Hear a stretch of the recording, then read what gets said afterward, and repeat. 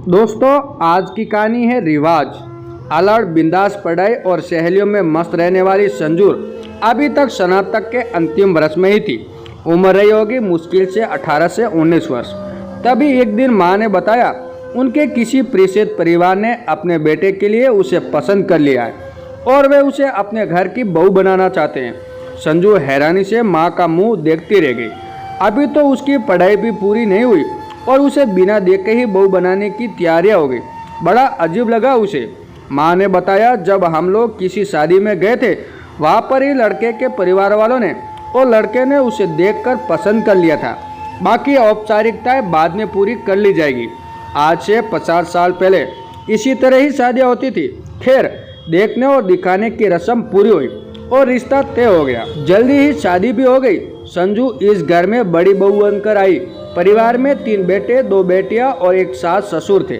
संजू के पियर के परिवार में 2 भाई 2 बहनें थे और वो सबसे छोटी थी, इसलिए एकदम बेफिक्र मन की मालिक, घर के कार्यों से जिम्मेदारियों से एकदम मुक्त थी।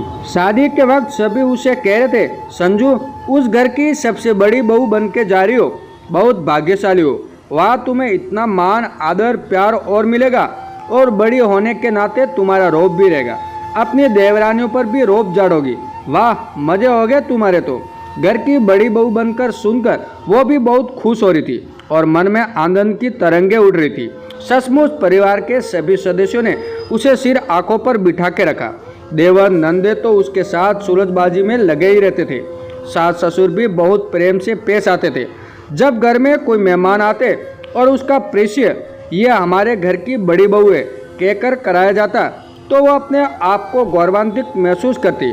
चूँकि मायके में उसने कभी कुछ खास काम नहीं किए थे, इसलिए यहाँ बड़े परिवार में काम करने में उसे कुछ कठिनाइयाँ तो महसूस होने लगी थी।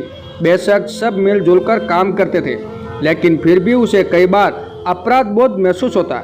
एक दिन ससुर जी बोले, बहू आज 4 लोगों को खाने पर बुलाया है, तुम अपनी कोई बढ़िया सी स्पेशल डिश जरूर बनाना ताकि हम लोगों को गर्व से बताए कि हमारी बहू कितनी निपुण है। वैसे भी बड़ी बहू होने के नाते तुम्हारी जिम्मेदारी है कि घर आए मेहमान की बहुत अच्छे से आवभगत की जाए।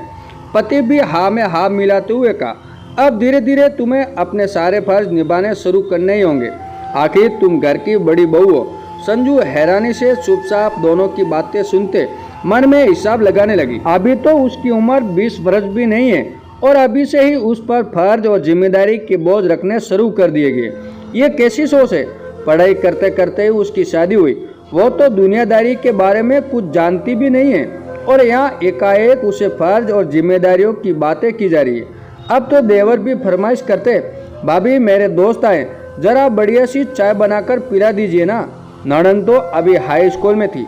संजू के पास आकर लाड लड़ाती, भाभी मेरी खजूर छोटी बना दो ना, मेरी तो 2 छोटियाँ बना दो। दूसरी नणंद कहती है। इन सबके कार्य करते हुए उसे शुरू में तो अच्छा लगता, लेकिन धीरे धीरे ये रोज के ही काम हो गए। बड़ा परिवार होने के कारण वैसे ही काम ज़्यादा होते थे। उस पर परिवार का कोई ना कोई सदस्य उसे कुछ न कुछ काम करने को कह देता।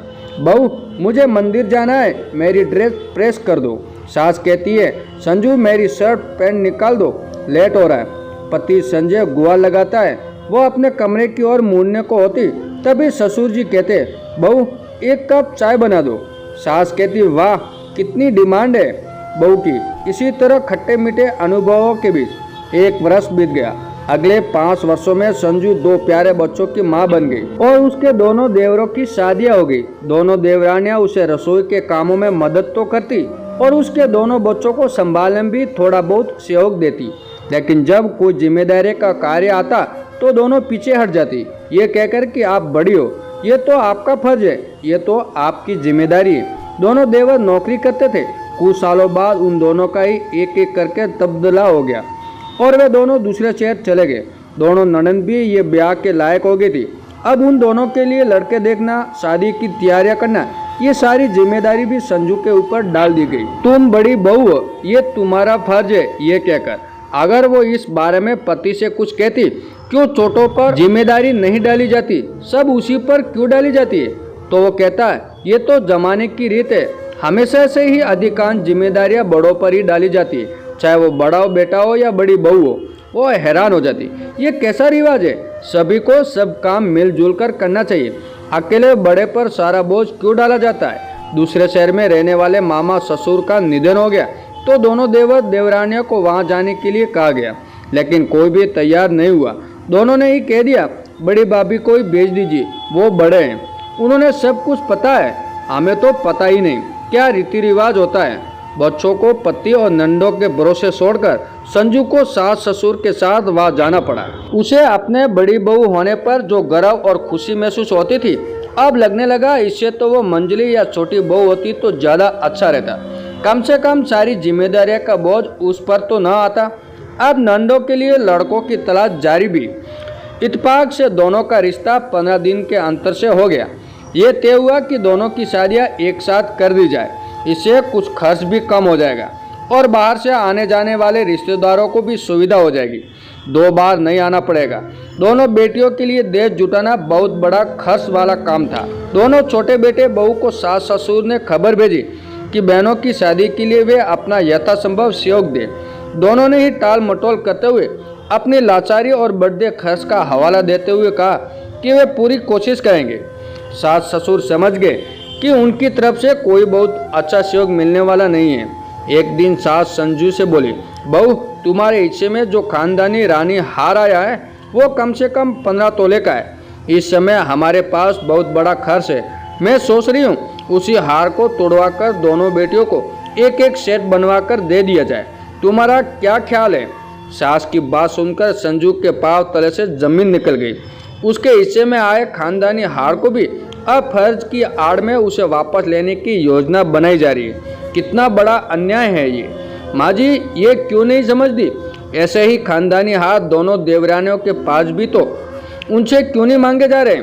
संजू को बहुत बुरा लगा। शादी की तैयारियों में जो ऊंचा था एकाएक ठंडा पड़ने लगा। आखिर अपने पति से अपने मन की बात भी कह दी और स्पष्ट रूप से कह दिया वो अपना हार नहीं देगी। पति संजय भी इतने वर्षों से संजू के कर्तव्य त्याग और समर्पण सेवा भाव को देख रहा था। उसे भी पत्नी की बात सही लगी। उसके पक्ष में खड़ा होकर उसने माँ से कह दिया कि वो संजू से उस हार की मांग ना करे, उस पर संजू का हक है। सास नाराज होते हुए बोली, मैं भी अपने ससुराल में बड़ी बहू थी और मैंने भी अपने दहेज का सामान तक नंदों को शुभ साफ दे दिया था, कोई प्रतिक्रिया नहीं की थी। ये तो रीत चली आ रही है और हमें मिलजुल कर रहते ये सहयोग देना भी चाहिए। इसमें बुराई क्या है? आखिर बेटियों को ही तो दे रहे हैं। सामान की बात अलग होती है माँ। ये खानदानी आभूषण जो आपने सभी बहुओं को एक जैसे दिए वो केवल संजू ही क्यों देगी? ये उसका स्त्री धन है, इस पर केवल उसका अधिकार होता है। जब दूसरी बहुएं कुछ भी देने को तैयार नहीं तो हर बार फर्ज की बेंदी पर संजू को ही क्यों बलिदान करेगी? आप उसकी मनोदशा के बारे में भी तो सोचिए। उसकी भी कोई इच्छा कामना होती है या नहीं? वो चुपचाप सारी जिम्मेदारियां निभा रही है। इसका अर्थ ये तो नहीं उसने मन को ही मार दिया है। बड़ी बहू होने का अर्थ ये तो नहीं कि उसके सिर पर केवल फर्ज की गडरी रख दी जाए। दोनों बहनों की शादी के लिए हमारे पास पर्याप्त धन है, हम यथासंभव उन्हें सब कुछ देंगे। फिर संजू से खानदानी आभूषण की मांग शौक के नाम पर रखना अनुचित है। दोनों नंदों की शादी की सारी जिम्मेदारी भी संजू खुशी खुशी उठा रही है। कार्ड छपाने से लेकर मेहमानों की व्यवस्था, खरीदारी, रीति रिवाजों के अनुसार लेन देन और दहेज का सामान जुटाना, हर काम जिम्मेदारी से कर रही है। आप इस ओर भी तो ध्यान दो कि दोनों छोटी बहुएं क्या शौक दे रही है।